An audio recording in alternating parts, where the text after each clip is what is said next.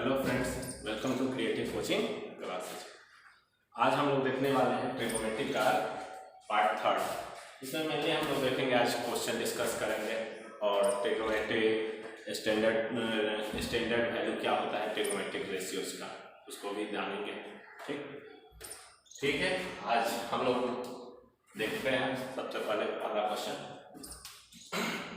If sec theta equal to 5/4, sec theta का value कितना दिया है 5/4, so that 2 cos theta minus sine theta divided by cot theta minus tan theta equal to 12/7।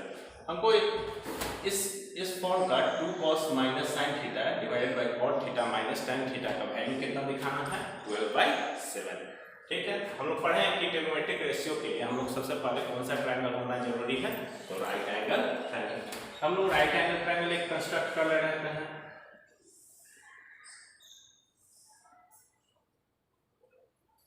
A B सी,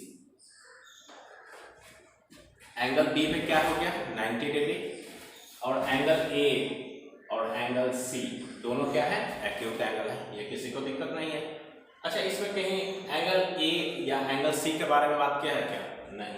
तो क्या किसके बारे में बात किया है, तो थीटा के बारे में। ठीक, सेक थीटा, थीटा के बारे में बात किया है। तो हम लोग मान लेते हैं, हम लोग एंगल ए पर भी थीटा मान सकते हैं और एंगल सी पे भी थीटा मान सकते हैं, कहीं पे भी मान लो, आंसर वही है। अच्छा, हम मान लेते हैं यहाँ पे थीटा, एंगल सी को ही क्या मान लेते हैं एंगल थीटा। ठीक है। अब हम लोग देखते हैं क्या दिया हुआ है। सबसे पहले लिखिए, लेट ट्रायंगल ABC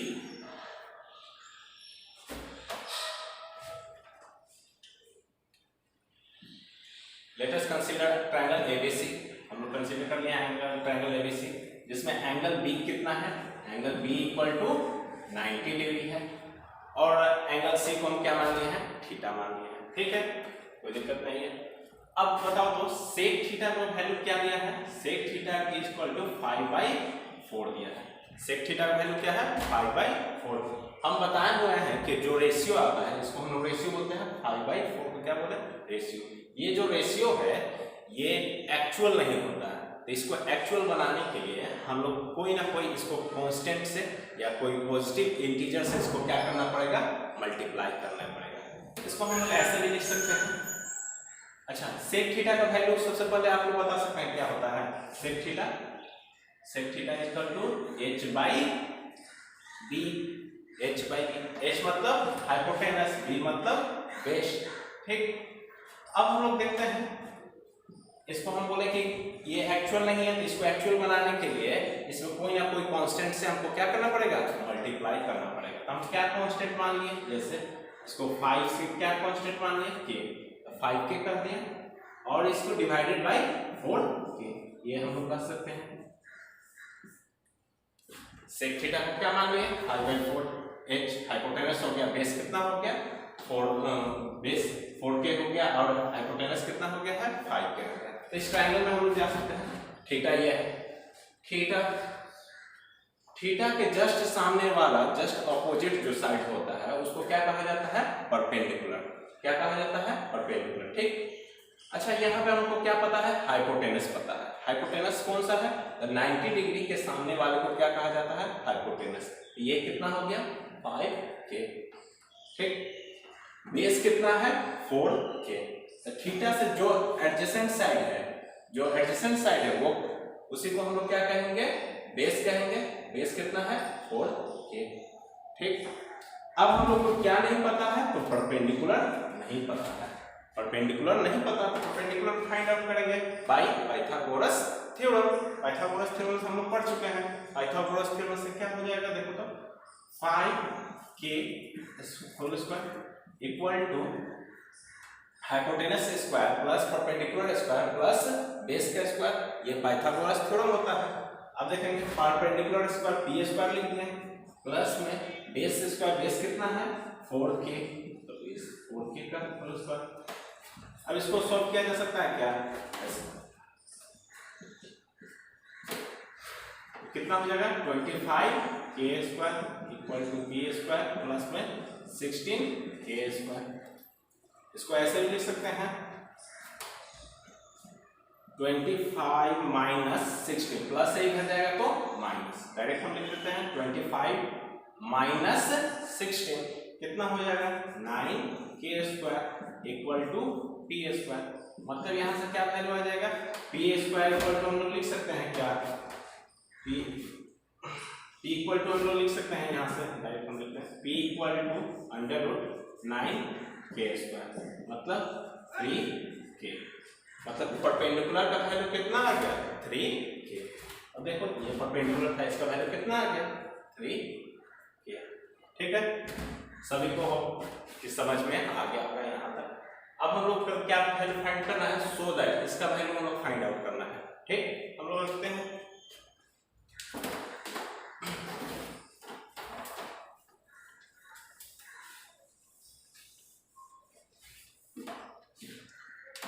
देखेंगे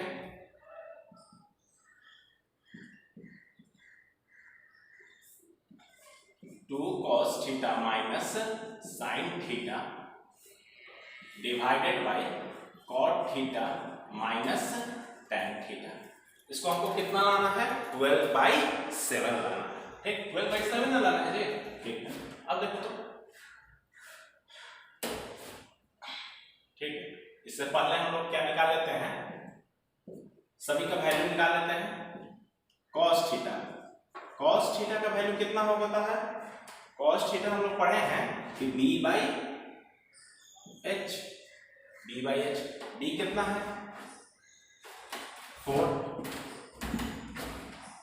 4k डिवाइडेड बाय h कितना है 5k। k से k क्या हो गया कैंसिल आउट, बचा कितना 4/5। cos थीटा का वैल्यू कितना आ गया 4/5। उसके बाद क्या निकालना है sin थीटा। sin थीटा हम लोग पढ़े हैं p/h। p कितना है परपेंडिकुलर, थीटा के सामने वाला परपेंडिकुलर 3k। हाइपोटेनस कितना है 5k, k क्या हो गया कैंसिल आउट 3/5। उसके बाद क्या है cot थीटा क्या होता है b/b। b कितना है 4k,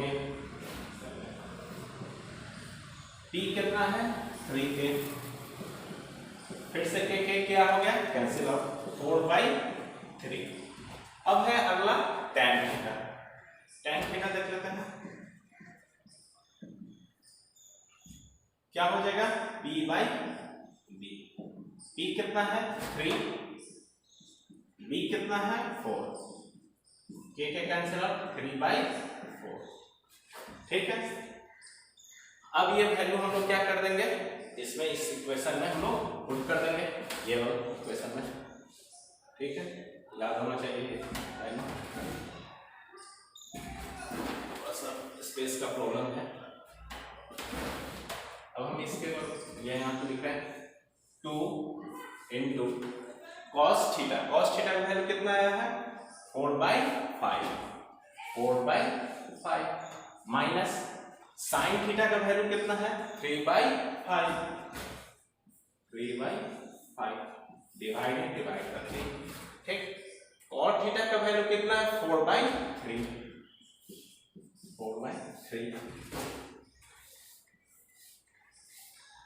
माइनस tan थीटा का वैल्यू कितना है 3/4। अब हम लोग इसको क्या करते हैं,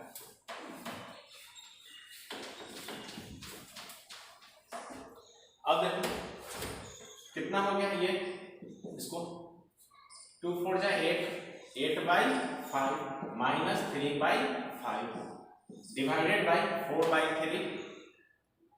4/3 माइनस 3/4। इसको हम लोग 5 का एलसीएम सभी को आता होगा ये सब। 8 माइनस 3 कितना हो गया 5 डिवाइडेड बाय 3 और 4 का एलसीएम 12। ये कितना हो गया 3 4 जा 4 इंटू 4 कितना हो गया 16 माइनस 4 3 जा 3 इंटू 9 3 इंटू 3 9 हो गया। अब ये कितना आया 5 बाई 5 1 1 डिवाइडेड बाई कितना है 7 बाई 12। ये सबसे नीचे जो है सबसे कहाँ चल जाएगा ऊपर मल्टीप्लाई हो जाएगा, ये इससे मल्टीप्लाई हो जाएगा 1, इसके नीचे भी 1 छुपा, क्या हो जाएगा ये 12 बाई 7 आया। 2 cos theta minus sine theta divided by cot theta minus tan theta का वैल्यू कितना आया 12 बाई 7। यही ना प्रूफ करना था। आई होप कि सभी को ये क्वेश्चन समझ में आ गया होगा। ठीक है, अब हम लोग देखते हैं next question.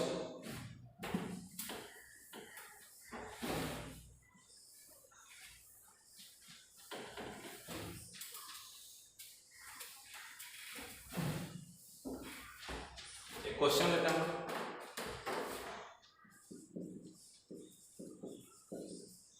In triangle ABC right angle at B where AB equal to 5 centimeter and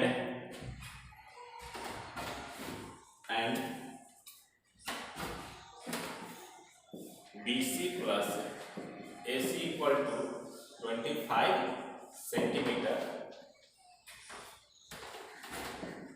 Find the values of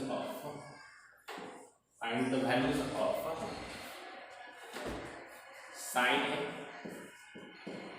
cos A and sec C। Question समझ में आया।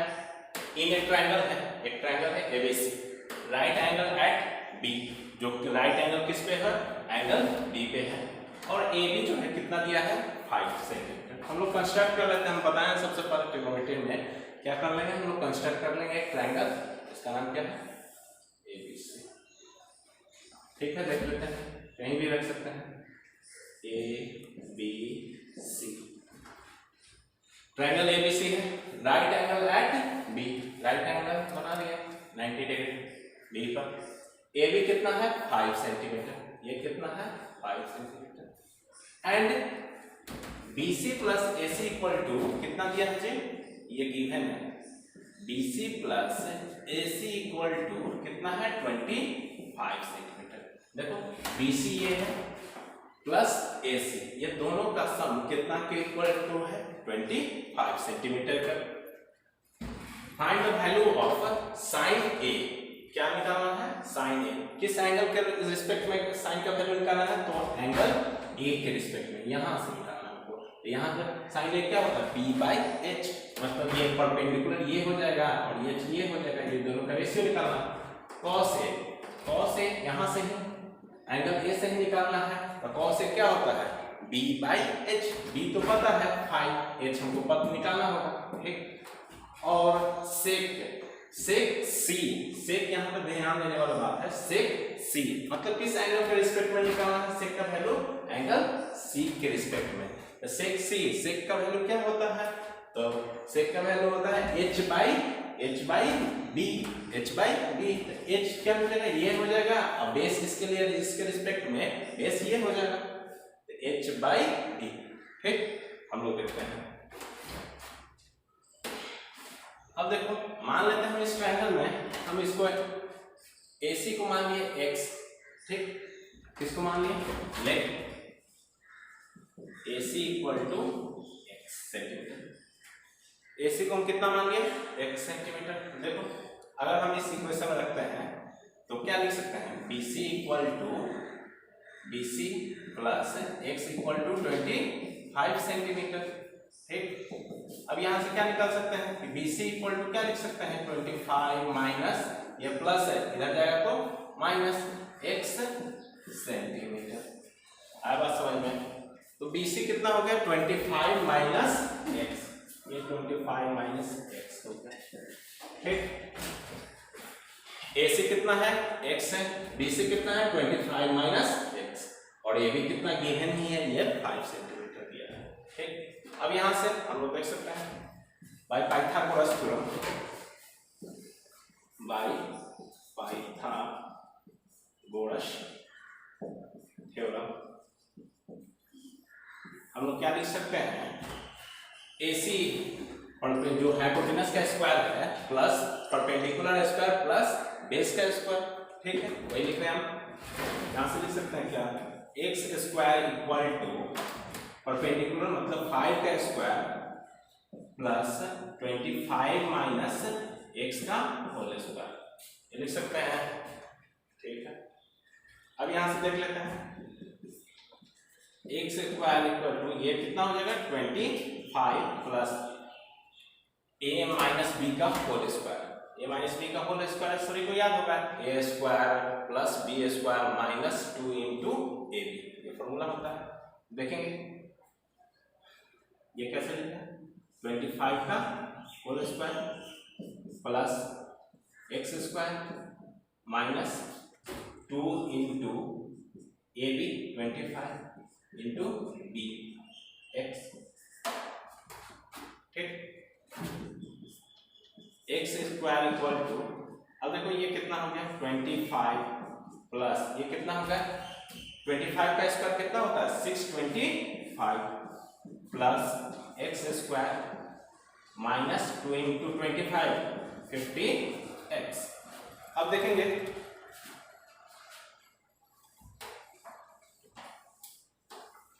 तो हम लोग देखेंगे x क्या हो जाएगा, यहां से कैंसिल आउट हो जाएगा, ये प्लस है इधर जाएगा तो माइनस कैंसिल आउट हो जाएगा, ठीक है।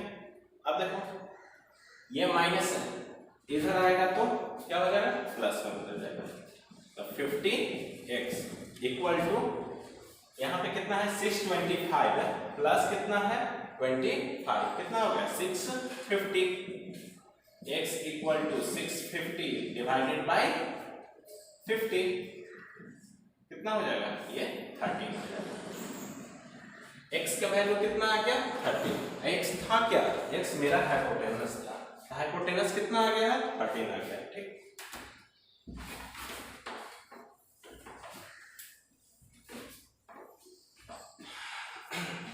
x कितना आ गया जी, जो मेरा AC था x AC जो हाइपोटेनस है कितना आ गया 13 सेंटीमीटर। अब बताओ BC नहीं निकल सकता है क्या, निकल जाएगा, BC कितना है 25 माइनस x है ना, तो 25 माइनस 13 लिख सकते हैं क्या, x की जगह कितना लिखेंगे 13, कितना हो जाएगा 12 सेंटीमीटर, और AB तो पता ही है कितना है 5 सेंटीमीटर, ठीक है। अब हम लोग को क्या पूछ रहा है, हम लोग को पूछ रहा है कि साइन A का वैल्यू कितना होगा, बताओ हम लोग को साइन A का वैल्यू निकालना है, किसका निकालना है साइन A का वैल्यू, साइन A फॉर्मूला हम क्या पढ़े हैं साइन थीटा का, साइन थीटा इक्वल टू पढ़े P बाई H। अब हमको किस एंगल के रिस्पेक्ट में निकालना है, एंगल A के रिस्पेक्ट में, एंगल A कहाँ है इस ट्रायंगल में, एंगल A यहाँ पे है, बताओ परपेंडिकुलर कौन हो जाएगा, हम बताए हैं कि एंगल A के जस्ट सामने जो है वो क्या हो जाएगा इसका परपेंडिकुलर हो जाएगा, तो परपेंडिकुलर कितना हो गया बताओ कितना है 25 माइनस x कितना आया है 25 माइनस x जो BC है कितना आया है 12 सेंटीमीटर, 12। हाइपोटेनस कितना आया है, हाइपोटेनस x है, हाइपोटेनस कितना है 13 आया, 12 बाई 13 आया, AB का वैल्यू कितना है 12 बाई 13। और आप किसका निकालना है cos A का निकालना है, cos A क्या हो जाएगा, हम लोग पढ़े हैं B बाई H, B कितना है एंगल A के रिस्पेक्ट में परपेंडिकुलर ये हुआ बेस ये हुआ, ठीक, तो बेस कितना है 5 और हाइपोटेनस कितना है 13, 5 बाई 13, और क्या बच गया, अब बच गया sec C। अब देखो यहाँ पे ध्यान देने वाला बात है, यहाँ पे sec A नहीं पूछ रहा है, पूछ रहा है sec C, तो हम लोग किस एंगल के रिस्पेक्ट में जाएंगे, हम लोग एंगल C के रिस्पेक्ट में जाएंगे। एंगल C के रिस्पेक्ट में देखो पहले हम लोग फॉर्मूला जो है वो लिख लेंगे, क्या होता है H बाई B, अब बताओ, अब हमको तो एच तो हमेशा फिक्स है, यहाँ पे 90 डिग्री के सामने एच होता है, हाइपोटेनस होता है। हाइपोटेनस कितना आया है, ये तो 13 आया है, ठीक, एच 13, ठीक। बेस, अब यहाँ पे आपको सोचना है, देखो एंगल सी के रिस्पेक्ट में ये क्या है, इसका परपेंडिकुलर है, तो बेस क्या हो जाएगा, ये वाला साइड। तो BC कितना है, BC इक्वल टू 12, मतलब 13/12 सेंटीमीटर। अब बात समझ में सभी लोग को, ये ध्यान देने वाला है एंगल ए और यहाँ पे एंगल सी, ठीक है। अब हम लोग क्वेश्चन पूरा कर चुके हैं। अब आप लोग पूरा तरह से फर्स्ट चैप्टर को अच्छे तरह से आप बना सकते हैं। ऑलमोस्ट क्वेश्चन इसका जो भी एग्जाम्पल है, जो इससे क्वेश्चन रिलेटेड है, आप लोग कर लिए हैं, ठीक है।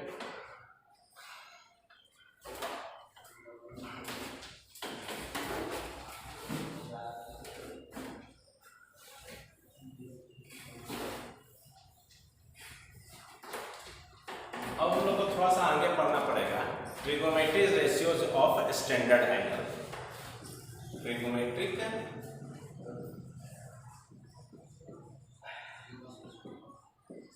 Ratios of standard angles. हमको क्या पढ़ना है, ट्रिगोनोमेट्रिक रेशियोज। ट्रिगोनोमेट्रिक रेशियोज को हमें पता है, शॉर्ट में क्या लिखते हैं हम लोग, टी रेशियोज। हम लोग टी रेशियोज किसका पढ़ना है, स्टैंडर्ड एंगल। स्टैंडर्ड एंगल का मतलब क्या है, स्टैंडर्ड एंगल का मतलब क्या है, फिक्स्ड है। स्टैंडर्ड एंगल का मतलब है फिक्स्ड एंगल। कहने का अर्थ जैसे कि हम लोग बोल देते हैं कि 0 डिग्री का वैल्यू, साइन 0 का वैल्यू क्या होता है, कॉस 0 का वैल्यू क्या होता है, साइन 30 का वैल्यू क्या होता है, साइन 45 डिग्री का वैल्यू, ये सब क्या है, स्टैंडर्ड एंगल, ठीक। साइन 90 का वैल्यू कितना होता है, ठीक, यही सब हम लोग को पढ़ना है, ठीक ना। ये क्या है, स्टैंडर्ड एंगल। अब देखेंगे, सबसे पहले हम लोग पढ़ना है ट्रिगोनोमेट्रिक रेशियोज ऑफ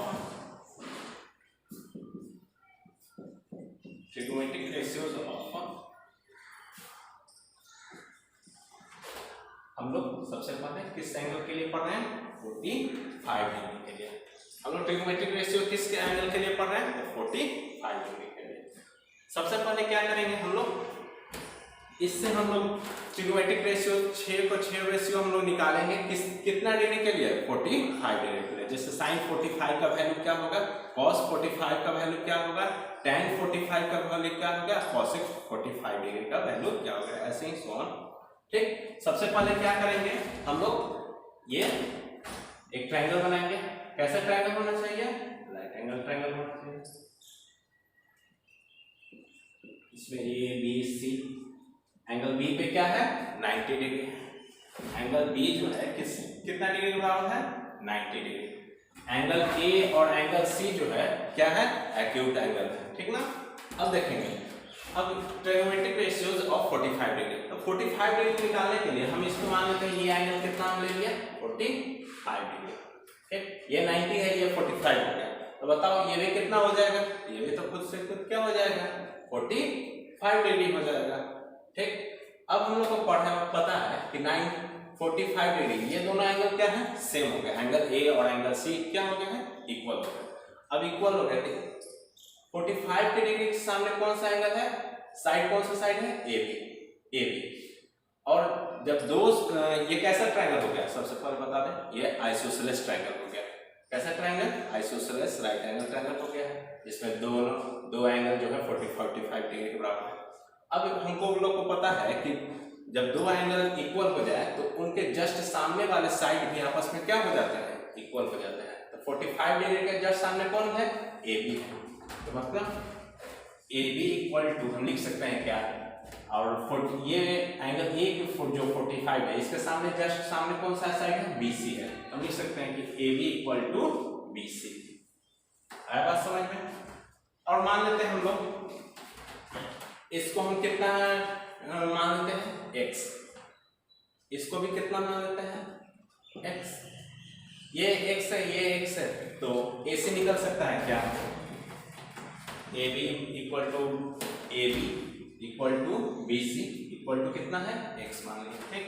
अब हम लोग देखते हैं पाइथागोरस थ्योरम से, बाय पाइथागोरस थ्योरम हम लोग जानते हैं AC स्क्वायर इक्वल टू लिख सकते हैं क्या, AB square plus BC square. ठीक, AC का वैल्यू कितना है, AC का वैल्यू हमको निकालना है, AB का वैल्यू कितना है, AB का वैल्यू कितना है, x का स्क्वायर प्लस BC कितना है, x का स्क्वायर, x कितना x हो गया 2x स्क्वायर। इसको लिख सकते हैं AC equal to under root 2x square. इसको ऐसे लिखा जा सकता है क्या, रूट 2x। तो AC कितना आ गया हम लोग का रूट 2x। ठीक है, अब हम लोग देखते हैं AC कितना आ गया है रूट 2x। ठीक है, यहां तक सभी को समझ में आ गया।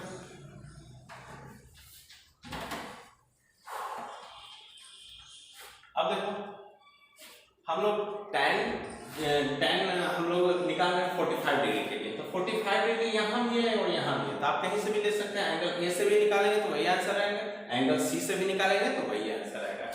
हाँ, दोनों सेम ही आएगा। देखेंगे हम लोग sin 45 का निकाल रहे हैं, sin 45 डिग्री का निकाल रहे हैं। sin 45 डिग्री का निकालने के लिए हम लोग sin थीटा क्या पढ़े, P/h। ये तो हमेशा याद ही होना चाहिए, P/h। अब बताओ हम लोग sin में हम C के रिस्पेक्ट में ही निकाल रहे हैं। देखो P तो परपेंडिकुलर ये हो गया, थीटा का एंगल जो सामने है 45 के सामने जो है परपेंडिकुलर, ये क्या हो गया बेस हो गया। ठीक, P ये h ये हो गया, तो P कितना है x, हाइपोटेनस कितना है रूट 2x। x क्या हो जाएगा, कट जाएगा, कितना आ जाएगा 1/√2। साइन 45 डिग्री का वैल्यू कितना होता है 1/√2। ये सब हमेशा याद होना चाहिए, कैसे आया वो बताया गया। और उसके बाद है cos 45 डिग्री V/h। अब बताओ 45 डिग्री बेस कहाँ है, ये परपेंडिकुलर ये हो गया, बेस ये हो गया। बेस कितना है, ये भी x है, x/h कितना है √2x, √2x। फिर से x कट गया 1/√2। मतलब sin 45 डिग्री और cos 45 डिग्री का वैल्यू कितना होता है 1/√2। उसके बाद हम लोग निकाल सकते हैं tan 45 डिग्री का। tan 45 डिग्री का निकालने के लिए b/ हम लोग क्या पढ़े हैं, b/b perpendicular by base. Perpendicular कितना है x, बेस कितना है x, तो x/x कितना हो जाएगा, कैंसिल आउट हो जाएगा 1। मतलब tan 45 डिग्री का वैल्यू कितना होता है 1 होता है। ठीक, उसके बाद हम लोग और देख सकते हैं। अब क्या है cosec 45 डिग्री का वैल्यू, cosec 45 डिग्री का वैल्यू क्या हो गया h/p। अब h कितना है √2x, h √2x by p कितना है x, कैंसिल आउट कितना होगा √2। cos 45 डिग्री का वैल्यू कितना होता है √2 होता है। sec 45 डिग्री का वैल्यू, sec 45 डिग्री का वैल्यू क्या हो जाएगा h/b। h कितना है √2x, बेस कितना है 45 सॉरी x, फिर से कैंसिल क्या हो जाएगा √2 हो जाएगा। sec 45 डिग्री का वैल्यू √2 हो जाएगा। उसके बाद क्या बच गया cot 45 डिग्री का वैल्यू, cot 45 डिग्री का वैल्यू क्या हो जाएगा b/p, base upon perpendicular. Base कितना है x और परपेंडिकुलर में कितना है x, ये कैंसिल आउट हो जाएगा, कितना हो जाएगा 1। cot 45 डिग्री का वैल्यू में कितना होता है 1 होता है। ठीक है, आई होप कि सब कोई को समझ में आया होगा कि कैसे हम लोग निकाले ट्रिग्नोमेट्रिक रेशियोज ऑफ 45 डिग्री। आगे हम देखेंगे trigonometric ratios of angle 60 degree 30 degree. ठीक ना, ये डायरेक्टली क्वेश्चन आता है एग्जाम में। ठीक, thank you for watching this video.